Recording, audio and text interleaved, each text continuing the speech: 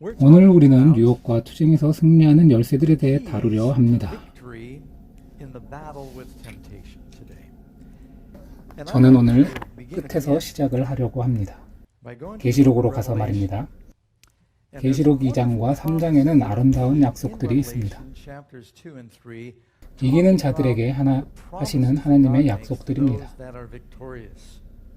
계시록 2장 7절에서 예수께서는 말씀하시길 이기는 그에게는 내가 하나님의 낙원에 있는 생명나무의 가시를 주어 먹게 하리라. 계시록 2장 11절 이기는 자는 둘째 사망의 해를 받지 아니하리라.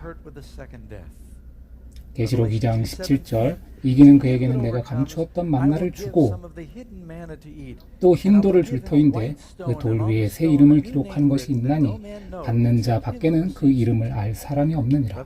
계시록 2장 26절 이기는 자와 끝까지 내 일을 지키는 그에게 만국을 다스리는 권세를 주리니.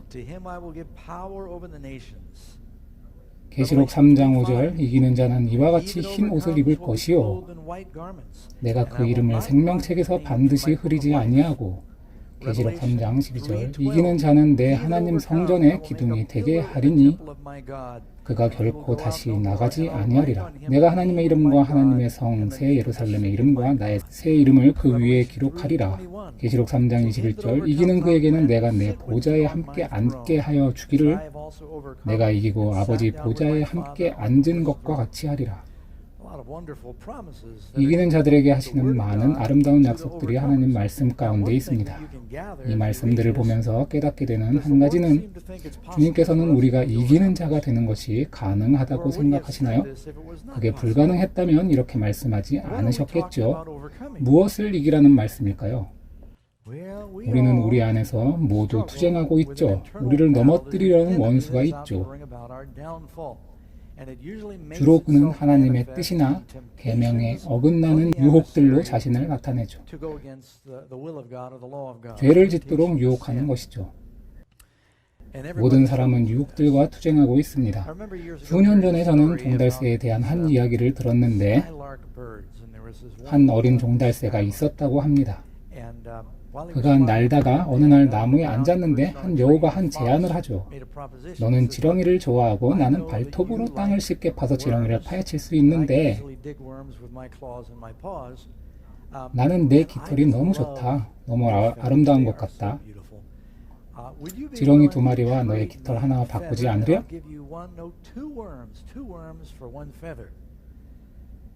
종달새는 자신의 날개를 바라보고는 나한텐 깃털이 많이 있고 계속 자라는 것 같으니 지렁이들을 먹을 수 있다면 정말 좋겠다. 비가 온 뒤에 지렁이를 올라오면 정말 맛있게 먹지만 자주 그런 일은 없으니까. 이제 그는 묻죠. 내가 나를 안 먹을지 내가 어떻게 아니? 여우는 답하길 내가 지렁이를 파놓고 저기 멀리 가면 너는 와서 먹고서 깃털을 놓고 가면 돼. 그럼 안전하겠군 하고 종달새는 동의를 하고 기다리죠. 여우는 지렁이들을 파서 목초지 한중간에 놔두고 떠났고 여우가 떠난 뒤에 종달새가 와서 지렁이를 맛있게 먹고서 깃털을 하나 두고 날아왔죠. 그런데 종달새는 아버지에게 이 이야기를 하지 않았죠. 어느 날 어린 종달새와 아버지 종달새가 날고 있는데 그의 아버지는 말하죠. 하나님께서 우리에게 이 놀라운 날개들을 주셔서 하나님 곁에 더욱 가까이 갈 수 있게 하신 것은 얼마나 감사한 일인가. 어린 종달새는 듣고 있지 않았습니다. 그는 여우가 저 밑에서 지렁이들을 파헤치고 있는 것을 보았죠. 그리고 그의 아버지가 안 볼 때 그는 급강합니다. 그리고 말하죠. 지렁이 4마리를 주면 깃털 2개를 줄게. 그날 그는 배가 터지게 먹었죠. 그 일이 주기적으로 벌어졌는데 여우가 지렁이들과 함께 나타나면 종달새는 깃털을 몇 개 뽑아서 주었고 그러던 어느 날 이제 종달새가 먹고서 날려고 하는데 몸에 뜨지 않았죠. 그가 뽑는 것만큼 깃털이 빨리 자라지 않았기 때문이죠. 종달새가 바닥에서 바둥거리는 모습을 보았을 때 여우는 나와서 그를 먹어버립니다. 종달새는 그의 날개를 지렁이와 바꾼 것입니다. 그리고 이 세상에는 지렁이와 그들의 날개를 바꾸고 있는 그리스도인들이 많이 있습니다. 마귀는 그 늙은 여우처럼 즐거운 유혹들을 하나씩 시리즈로 던져주죠. 주님께서 우리에게 제공하신 영적인 품위를 조금씩 타협하도록 만들려 말입니다. 우리 모두는 유혹과의 투쟁 가운데 있습니다. 그리스도인이라면 그곳이 실전이 벌어지는 곳이죠. 우리는 죄로부터 구원을 받는 중이고 마귀는 우리에게 죄를 짓도록 유혹하고 있습니다. 주님께서는 우리의 과거죄들을 용서하실 뿐만 아니라 승리를 주셔서 모든 유혹들을 저항하고 우리가 그분을 이 세상에 나타내기를 원하십니다. 우리의 구원만을 위해서가 아니라 우리가 다른 사람들을 구원하는 증인들이 될 수 있도록 우리가 유혹을 저항하길 바라십니다. 그러나 이것은 전쟁이죠. 에베소서 6장은 이 점에 대해 언급하는데 12절입니다. 우리의 씨름은 혈과 육에 대한 것이 아니요 정사와 권세와 이 어둠의 세상 주관자들과 하늘에 있는 악의 영들에게 대함이라. 성경은 그리스도인의 삶이 투쟁의 삶이라고 말합니다. 전쟁입니다. 우린 씨름합니다. 뜁니다. 분투합니다. 우린 싸웁니다. 이런 다양한 용어들이 사용되는데 만약 우리가 예수님처럼 살길 원한다면 우린 사람이고 이 세상에는 원수가 있기 때문에 전투가 벌어짐을 발견하게 됩니다. 우리가 마귀를 눈으로 볼 수 있고 그의 얼굴을 때릴 수 있다면 더 쉬울 수도 있겠지만 그러나 성경은 이들이 하늘에 있는 악의 영들이라고 했습니다. 그러므로 우리에겐 영적인 무기들이 필요한 것이지요. 그런데 이해해야 하는 점은 우리 모두가 유혹을 받고 있다는 점입니다. 성경은 모든 사람이 유혹을 받고 있다는 점입니다. 예외는 없습니다. 전에 남북전쟁과 역사가인 셀리푸드에 대해 읽은 적이 있습니다. 샤일루 전투에서 한 병사가 다리에 부상을 입었는데 대장은 말하죠. 뒤로 빠져서 싸움에서 피하라. 조금 뒤에 병사는 쩔뚝거리며 대장에게 다시 옵니다. 와서 그는 말하죠. 우린 포위됐습니다. 여기에는 후방이 없습니다. 나도 싸울 수 있도록 총을 주십시오. 그리스도인의 상황도 이와 같습니다. 다른 주제에 대해 다룹시다. 유혹에 대한 별로 듣고 싶지 않습니다 하실 분들도 계시겠지만 이 전쟁에는 후방이란 없습니다. 이 전쟁에는 스위스와 같은 중립국은 없습니다. 왜냐하면 살아있고 그리스도인이라면 유혹이 있기 때문입니다. 그리스도인이 아니라도 유혹이 있지만 그리스도인들에겐 유혹이 더 강력합니다. 모든 사람은 유혹을 받고 있습니다. 성경에서 마귀는 시험하는 유혹자라 불립니다. 우리는 원수에 의해 시험을 받습니다. 마태복음 4장 3절, 데살로니가전서 3장 5절, 이러므로 나도 참다 못하여 너희 믿음을 알기 위하여 보내었노니 이는 혹 시험하는 자가 너희를 시험하여 우리 수고를 헛되게 할까 함이로라. 바울은 이들이 굳건히 서 있는지 유혹에 굴복했는지 알고자 했습니다. 또 다른 점은 마귀가 우리의 자연적 욕망을 자극하여 우리를 유혹한다는 점입니다. 이 점을 야고보서 1장 12, 15절에서 읽을 수 있는데 시험에 대해 가장 자주 언급한 구절일 것입니다. 시험을 참는 자는 이게 무슨 뜻일까요?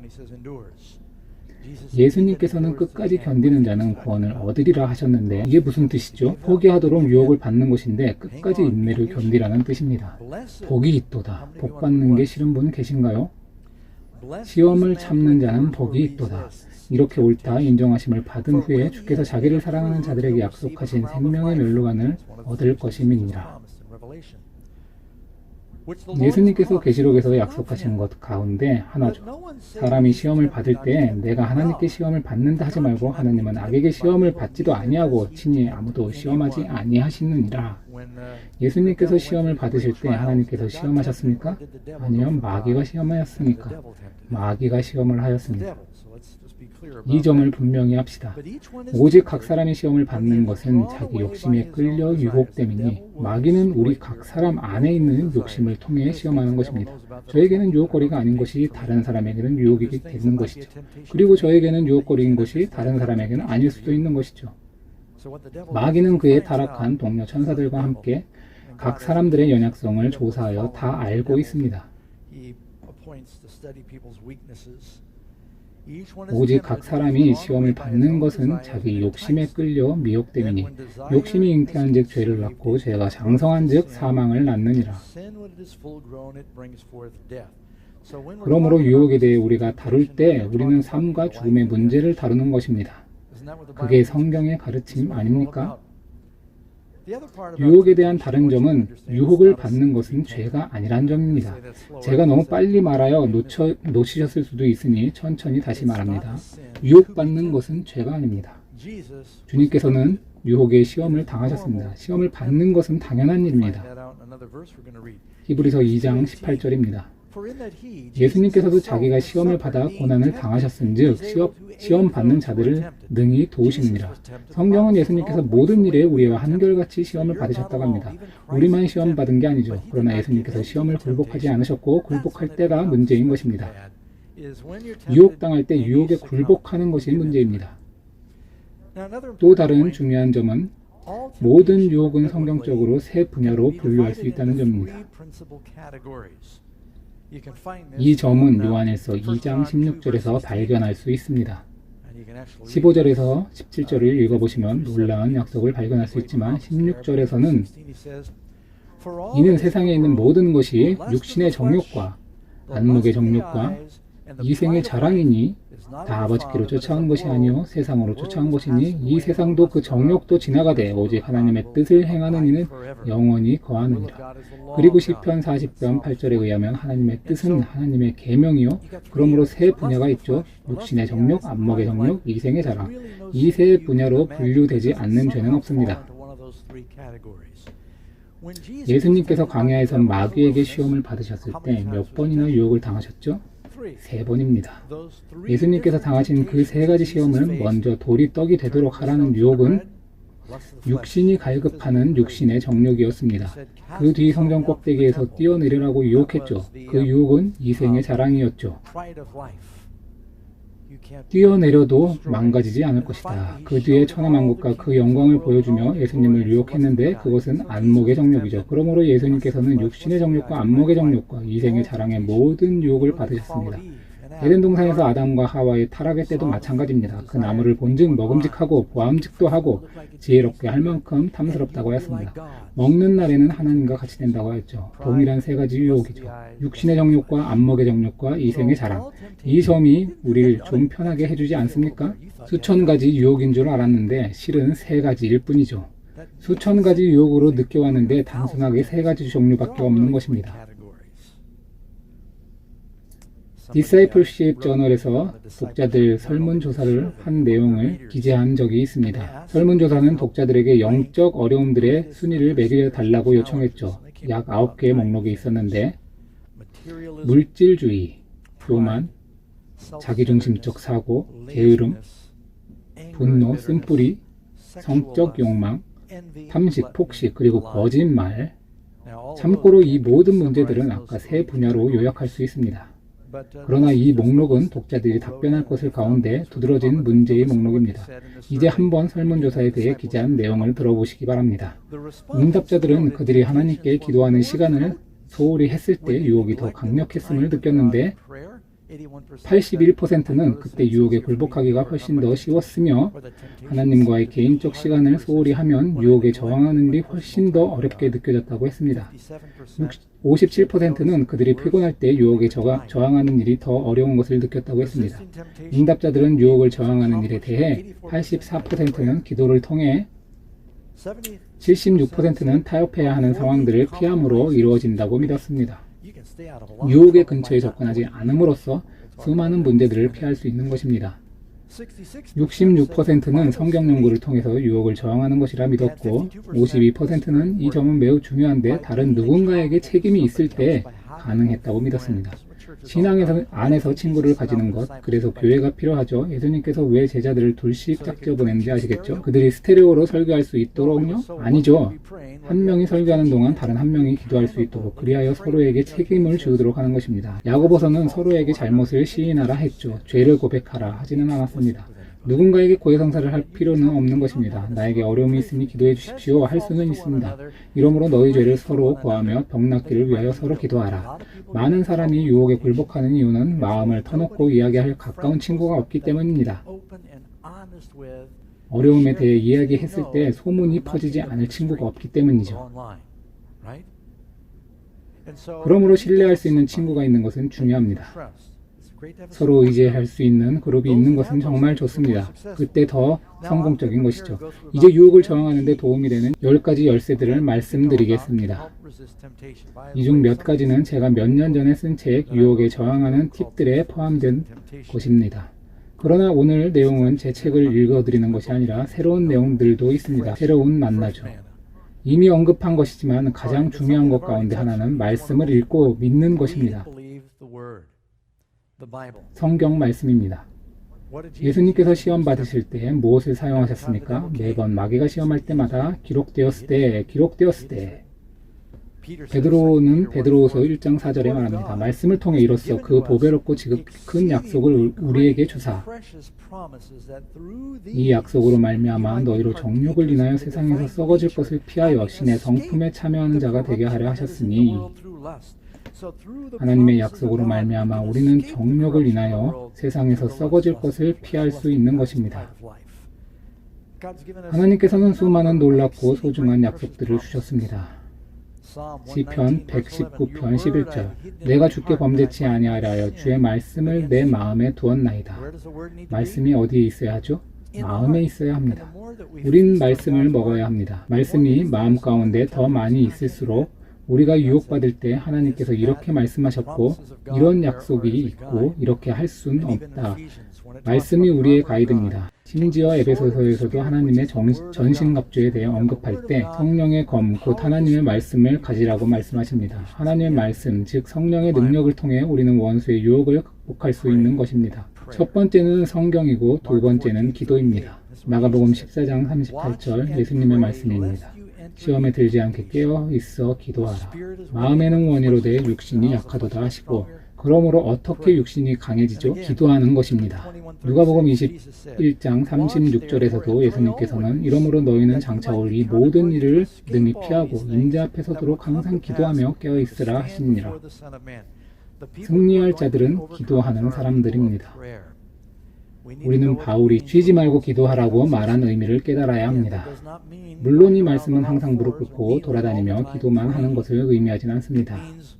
항상 기도하는 태도로 하나님의 임재를 느끼며 늘 하나님께 시시각각 마음으로 기도하고 찬송하는 것이죠. 하나님과 지속적으로 교통하는 것입니다. 하나님과 함께 걸을 때 놀라운 능력이 함께합니다. 그 일은 기도로 일어납니다. 야고보서 4장 8절 하나님을 가까이 하라. 그리하면 너희를 가까이 하시리라. 하나님께 가까이 나아가면 하나님께서 가까이 오시며 힘을 주십니다. 우리가 어떻게 그분께 가까이 나아가죠? 기도를 통해서입니다. 그리고 에베소서 6장에서 언급된 전신갑주의 일부는 모든 기도와 간구로 하되 무시로 성령 안에서 기도하라.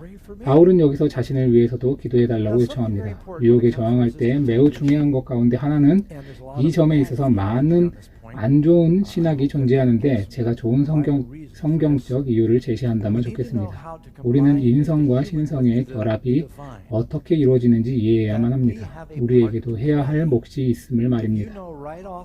시작부터 유혹을 저항하는데 우리의 몫이 있음을 안다면 최소한 우리에게 무엇이 요구되는지 알지 않습니까?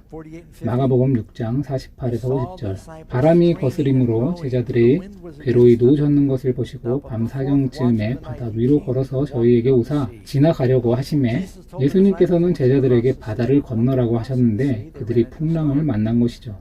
그들은 그저 주님께 바라보고 바다를 건너라 하셨는데 상황이 이러니 우린 포기합니다 하고서 바람에게 쓸려 다닐 수도 있습니다. 아니죠. 그들은 개성도를 저어야 했습니다. 바람에 저항하며 말입니다. 그리스도인으로서 산다는 것은 조류와 대항해 가는 것입니다. 저항을 만나게 됩니다. 그들은 최선을 다해 바다를 건너려 했고 그들이 사람의 최선을 다하여 기도할 때 예수님께서 물 위를 걸으셔서 기적을 일으키신 것입니다. 그리고 이야기를 보시면 그들이 예수님을 배 안으로 초청했을 때 그들은 목적지에 도달했죠.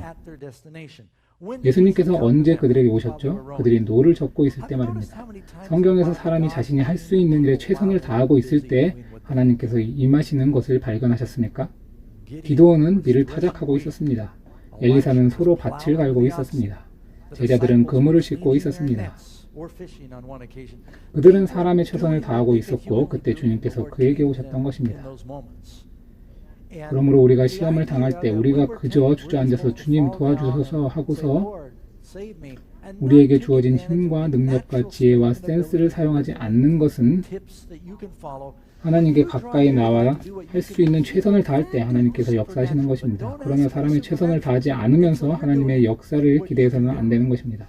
하나님께서는 우리에게 능력들을 주셨고 저는 다윗이 골리앗과 싸운 이야기를 좋아하는데 다윗은 하나님께 영광을 돌리며 너는 칼과 창과 단창을 내게 오거니와 나는 만군의 여호와의 이름으로 내게 가노라 했죠. 그러나 그가 그의 물매를 사용했습니까? 그가 결국에는 칼을 사용했습니까? 그가 자신의 다리를 의지하여 그 팔을 휘둘렀습니까? 그가 그에게 주어진 힘과 훈련된 능력을 사용했죠. 그러나 그는 하나님을 신뢰했습니다. 우리가 마귀와 싸울 때도 동일한 것입니다. 마귀는 우리에게 바로 골리앗과 같은 거인이죠. 놀라운 내용을 읽어드리죠. 다음인 1878년 2월 14일자 시조입니다. 신성의 능력이 사람의 노력과 연합할 때 모두에게 완전하고 온전한 승리가 주어질 것이다. 이해하셨나요? 신성의 능력이 사람의 능력과 함께할 때 모두에게 완전하고 온전한 승리가 주어질 것이다. 덕 목사님, 지금 믿음과 행함의 조합이란 말입니까?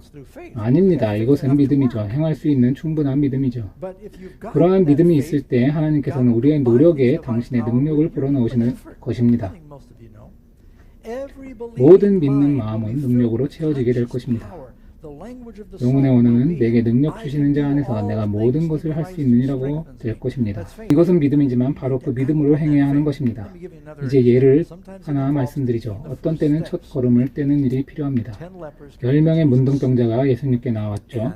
그들은 부정했고 죽어가고 있었는데 그들은 주 예수여 우리를 긍휼히 여기소서 다윗의 자손이여 긍휼히 여기소서 부정하기 때문에 가까이 나아갈 수가 없어서 저기 멀찍이 언덕 위에서 외치죠. 예수님께서는 그들을 불러서 이상한 명령을 하시죠.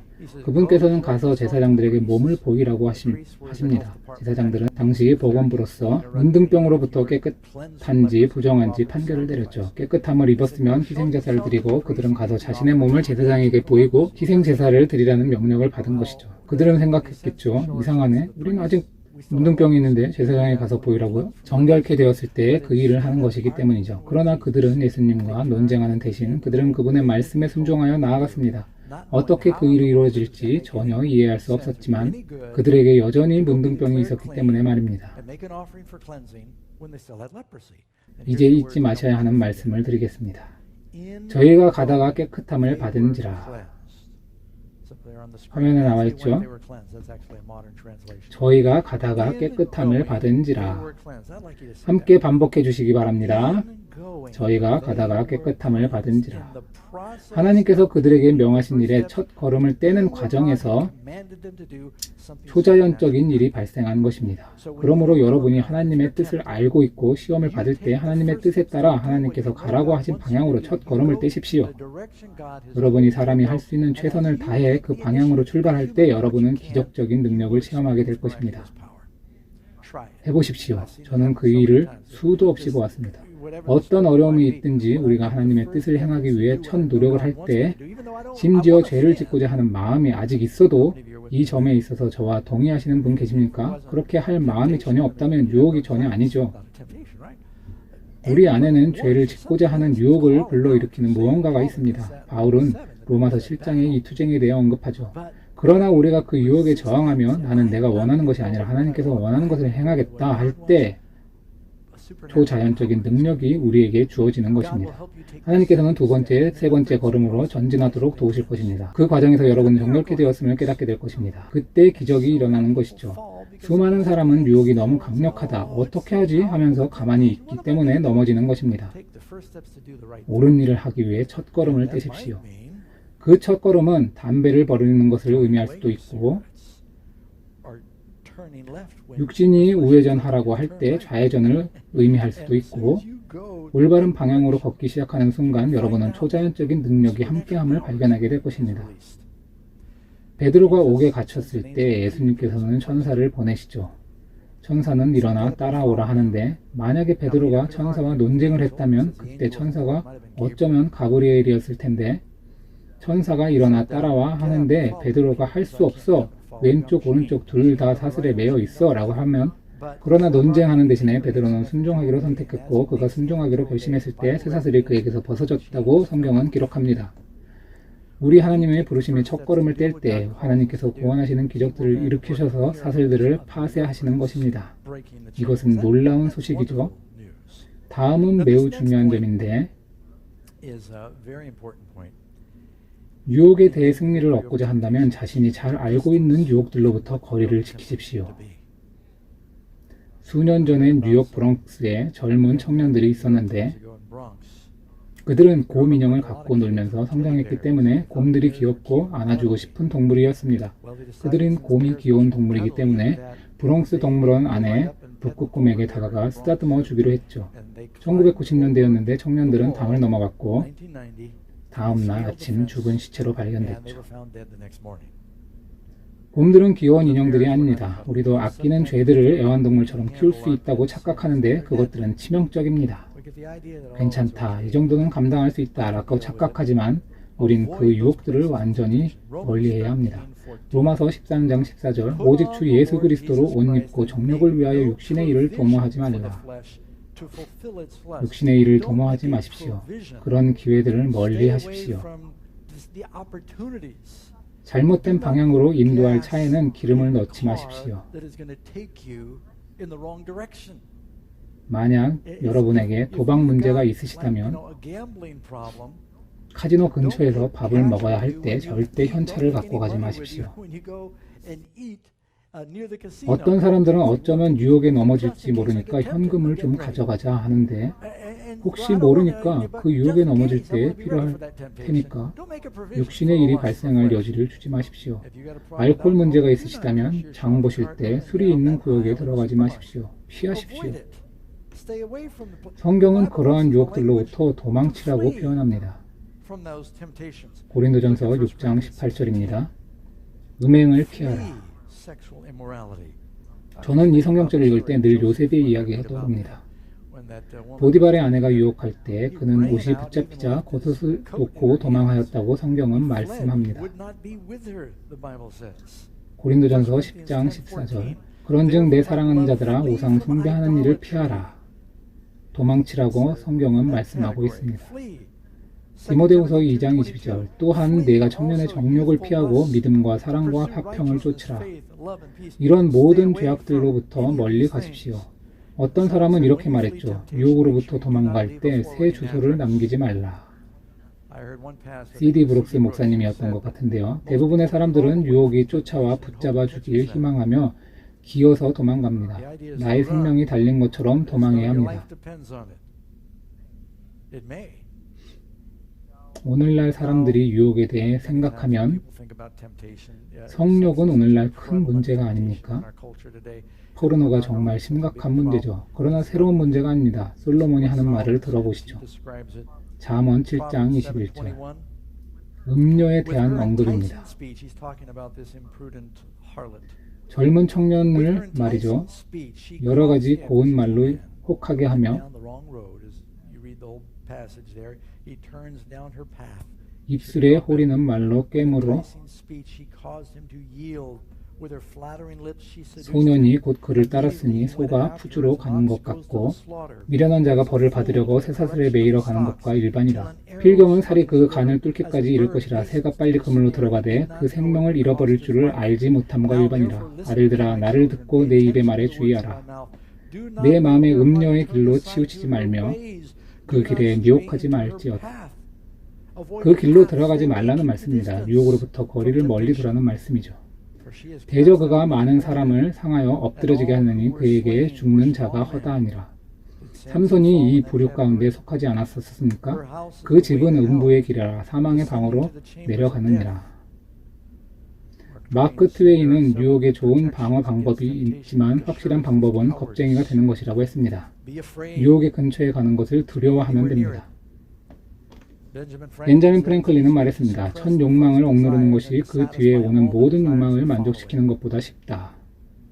저는 아직도 기억합니다.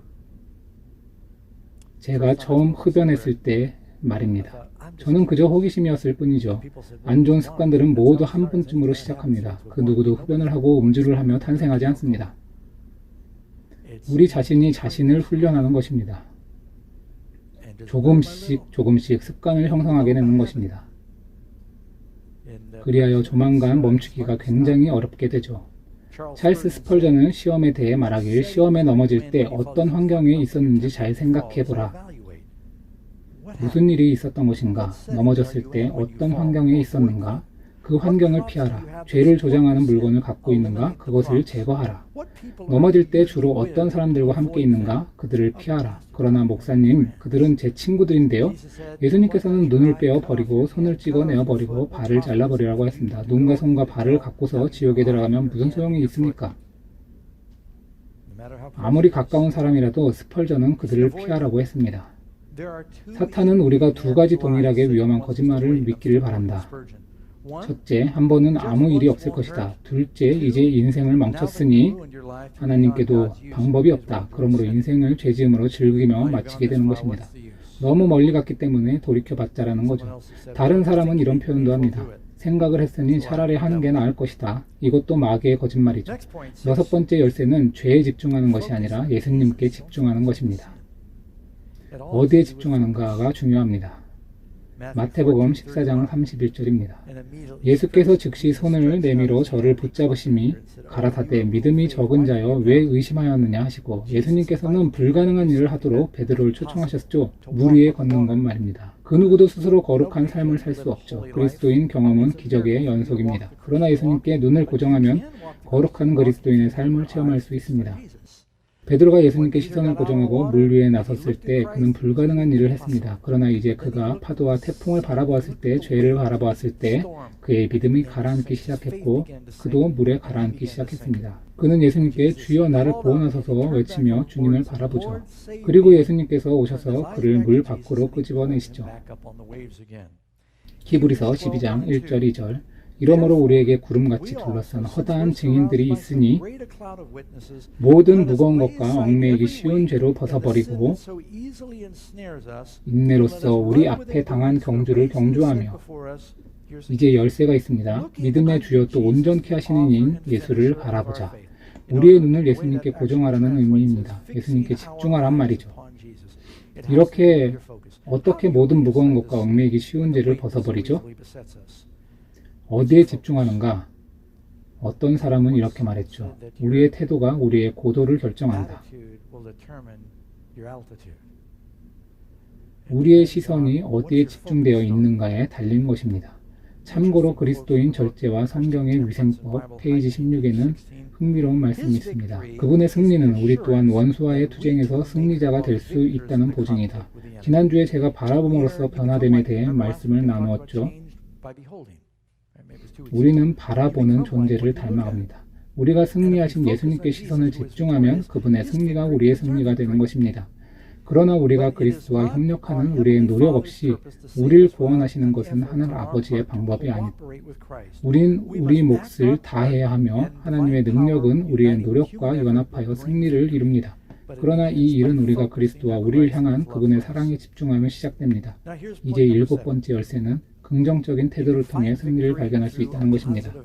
저는 그저 긍정적 사고를 가져야 한다는 세미나들처럼 말하라는 것이 아닙니다. 하나님의 축복을 세워보자는 것입니다. 과거 하나님의 선하심을 찬송하자는 것입니다. 저는 여호사벳의 이야기를 좋아합니다. 그들이 에돔과 모압과 암몬 사람들에게 포위되었을 때 빠져나갈 길이 없는 것처럼 보였고 수적 열쇠였는데 하나님께서는 그들에게 흥미로운 명령을 하시죠. 이 내용은 역대하 20장 21, 22절 내용입니다. 백성으로 더불어 의논하고 노래하는 자를 택하여 거룩한 예복을 입히고 군대 앞에서 행하며 여호와를 찬송하여 이르기를 여호와께 감사하세 그 자비하심이 영원하도다 하게 하였더니 이 노래와 찬송이 시작될 때에 여호와께서 복병을 두어 유다를 치러 온 암몬 자손과 모압과 세일산 사람들을 치게 하심으로 저희가 패하였으니 그들이 여호와를 찬송하기 시작할 때 그들의 원수들이 패배하게 됐습니다. 가끔씩 마귀는 우리를 극심한 우울증에 빠지게 만들죠. 그때 찬송해 보셨습니까? 노래가 하고 싶지 않을 때, 그러나 찬송하는 행위를 통해 여러분은 하나님의 천사들과 성령께서 오셔서 여러분의 삶 가운데 기쁨과 능력을 가져오시도록 허용하는 것입니다. 마귀를 위해 광고하는 대신에 상황이 어떠하든지 하나님을 찬송하십시오. 바울과 실라의 이야기를 기억하시죠? 그들이 옥에 갇혔는데 그들은 두들겨 맞고 옥 안은 어둡고 냄새가 나는데 얼마나 오래 거기 있게 될지도 모르고 거짓 고소를 당했는데 불평할 모든 이유가 있었죠. 그때 우리라면 어떻게 할까요? 우리가 노래하며 하나님은 찬송할까요? 하나님께서는 우리가 의를 위하여 핍박을 받는다면 기뻐하고 즐거워하라고 하지 않으셨습니까? 바울과 실라는 주님의 말씀대로 그리스도를 위해 고난을 받는 가운데 찬송하기 시작하였습니다. 예수님께서 유혹을 받으셨나요? 우리도 유혹을 받는다면 우린 그리스도의 고난에 동참하는 것입니다. 하나님을 찬송하십시오. 왜냐하면 예수님의 승리가 우리 것이 될 수 있기 때문입니다. 밤중쯤 되어 바울과 실라가 기도하고 하나님을 찬미하며 죄수들이 듣더라. 시험 가운데 하나님을 찬송하며 주님을 증거할 때 우리의 사슬만 벗겨지는 게 아니라 다른 사람들도 구원을 받습니다. 여기 죄수들이 듣더라고 했습니다. 이에 호련히 큰 지진이 나서 천사가 일으킨 것이죠. 옥터가 움직이고 문이 곧 다 열리며 모든 사람의 매인 것이 다 벗어진지라. 왜 그들이 자유를 얻게 된 것이죠? 바울과 실라가 그들이 어떤 상황에 있든지 하나님을 찬송하는 주님의 증인이 되기를 선택했기 때문입니다. D.L. 무디는 청중에게 다음과 같은 질문을 하곤 했습니다. 이 유리잔에서 어떻게 공기를 제거할 수 있을까요? 흥미로운 발언들이 이어졌는데 진공을 걸라는 등, 세게 흔들라는 등, 입을 대고 공기를 흡입하라는 등 어떻게 유리잔에서 공기를 제거하는가 답을 모두 알잖아요. 그는 유리잔을 내려놓고 물병을 들고 유리잔에 물을 채우기 시작했습니다. 유리잔에 물이 채워져감에 따라 공기가 퇴출됐습니다. 그러므로 우리가 어떻게 마귀를 우리 삶 가운데 쫓을 수 있죠? 어떻게 어두운 방에서 어두움을 쫓아내죠? 방에 불을 켜면 되죠. 어떻게 마귀를 우리 삶 가운데 쫓을 수 있죠? 우리가 성령을 초대하고 그리스도의 빛을 켜고서 하나님의 찬송하며 의를 초대하면 악이 나가는 것입니다. 예수님께서는 마귀와 사이좋게 지내시지 않으시고 마귀도 예수님께서 계신 곳에 있지 못합니다. 한 명이 들어오면 다른 한 명이 나갑니다. 함께 공존할 수 없습니다. 시험 가운데 승리. 놀라실 수도 있지만 가끔은 우리가 통과하는 시험들은 하나님께서 우리에게 유혹에 대해 승리를 주시고자 사용하는 방법입니다. 바울은 고린도후서 12장 7절에 말했습니다. 여러 계시를 받은 것이 지극히 크므로 너도 자고하지 않게 하시려고 내 육체의 가시 곧 사단의 사자를 주셨으니 이는 나를 쳐서 너무 자고하지 않게 하려 하심이니라. 이것이 내게서 떠나기 위하여 내가 3번 주께 간구하였더니 내게 이르기를 내 은혜가 내게 족하도다. 이는 내 능력이 약한 데서 온전하여짐이라 하신지라. 이러므로 도리어 크게 기뻐함으로 나의 여러 약한 것들에 대하여 자랑하느니 이는 그리스도의 능력으로 내게 머물게 하려 함이니라. 하나님께서는 바울아 나는 내가 시험과 질병과 어려움들을 통과하도록 허용한다. 그것들은 너를 강하게 하여 유혹들로부터 승리를 주는 방법이기 때문이다 라고 하신 것입니다. 저는 스코틀랜드의 국화가 엉겅퀴란 사실에 놀랐는데 도대체 엉겅퀴를 왜 국화로 선택한 것일까? 이 사진에 엉겅퀴는 꽃이 피었고 아마 좋은 꿀이 있어서 좋은 꿀을 생산하는 엉겅퀴도 있습니다. 그러나 저는 엉겅퀴를 싫어하죠. 왜 엉겅퀴를 국화로 택했는가 이야기를 아십니까? 수년 전에 덴마크인들이 스코틀랜드에 침략하려 준비를 하고 있었습니다. 그리고 전쟁에서 불시의 기습은 매우 잘 먹히기 때문에 그들은 어느 날 저녁 침공했죠. 덴마크 군대가 눈에 띄지 않게 조용히 상륙했고 그들은 조용한 중요한 마을을 포위했고 이제 마을 가운데로 전진하여 들어가서 공격하려고 했는데 조용히 진군하기 위해 신발을 벗기로 결정을 합니다. 그들은 스코틀랜드의 그 지역에 얼마나 많은 엉겅퀴들이 있는지 알지 못했던 거죠. 한 병사가 엉겅퀴에 밟혔는데 너무 아파서 비명을 지르지 않을 수가 없었던 것입니다. 그래서 스코틀랜드인들이 놀라서 일어났고 기습 작전은 실패했습니다. 그들은 스코틀랜드에서 쫓겨 도망하게 되었습니다. 그래서 스코틀랜드인들은 엉겅퀴를 기념하게 된 것입니다. 여러분은 여러분의 삶 가운데 가시들로 인해 하나님을 찬송하십시오. 그것들은 여러분께 도움을 주고 있을 수 있습니다. 여러분은 그것들을 그저 문제들이라 생각할지 모르지만 말입니다. 가장 중요한 열쇠를 마지막까지 남겨두었는데요. 그것은 믿음을 통한 승리입니다. 우리가 이미 아는 열쇠죠. 믿음을 통한 승리. 주님을 신뢰함을 통해 승리를 얻는 것입니다. 믿는 자에게는 능치 못할 일이 없느니라. 예전에 한 신학생 이야기를 읽은 적이 있습니다. 하루는 친구들과 농구를 하고 있었는데 늦은 시간까지 그들은 농구를 했죠. 그런데 청소부가 나타나 시간이 다 됐다고 하는 대신에 성경을 읽기 시작한 것입니다. 청년들은 닫는 시간이 언제였는지 모르지만 그때까지 농구를 계속했던 것입니다. 그들은 농구를 다 한 뒤에 청소부에게 와서 조금 더 놀게 해준 것에 감사했습니다. 그 뒤에 묻죠. 무슨 책을 읽고 계시죠? 그는 교육을 많이 받지 못한 사람처럼 보였는데 계시록을 읽고 있다고 했죠. 뭘 배우고 계시죠? 그러자 청소부는 답하죠. 우리가 이깁니다. 후일에 이 신학생은 목사가 된 뒤에 말하죠. 이 묘사는 계시록에 대한 가장 좋은 묘사였다. 결국에는 우리가 이긴다. 좋은 소식은 우리에게 믿음이 있다면 너희 안에 계신 이가 세상에 있는 이보다 크심이니라. 예수님께서는 우리에게 하나님을 통해 모든 일이 가능함을 보여주시려 오신 것입니다. 우리가 거듭나서 새 피조물이 되었고 성령을 받았다면 그리스도를 통해 넉넉히 이길 수 있는 것입니다. 패배자로서의 삶에 안주하게 만드는 신신학의 기만에 속지 마십시오. 주님께서는 우리가 이기는 자들이 되길 바라십니다. 다음은 1890년 8월 4일자 시조입니다. 우리는 우리 스스로의 힘으로 승리하도록 요구받지 않았다. 살아있는 믿음을 통해 우리는 무한하신 능력의 손을 붙잡을 수 있다. 사탄이 그의 유혹들을 갖고 다가올 때 우린 갈바리의 십자가를 가리키며 그리스도께서 나를 위해 돌아가셨다. 그분의 이름으로 나는 승리할 수 있으며 승리할 것이다 라고 말할 수 있다. 우리에겐 믿음이 필요합니다. 나는 아담이 잃어버린 에덴의 집을 원한다. 나는 싸워야만 하며 하나님의 전쟁에서 싸울 것이며 승리자가 될 것이며 영광의 왕국의 자리를 가질 것이다. 마지막으로 하나님께서 당신의 신뢰하는 자들을 위해 예비하신 상급을 기억하십시오. 바울은 로마서 8장 18절에 말합니다. 생각건대 현재의 고난은 장차 우리에게 나타날 영광과 좋게 비교할 수 없도다. 하나님께서 당신을 사랑하는 자들을 위해 예비하신 것은 우리가 상상도 할 수 없습니다. 마지막으로 제가 가진 승리의 모든 열쇠들을 공개했는데 그러나 마지막으로 만약 여러분이 넘어지신다면 유혹에 쓰러지셨다면 그냥 포기합니까?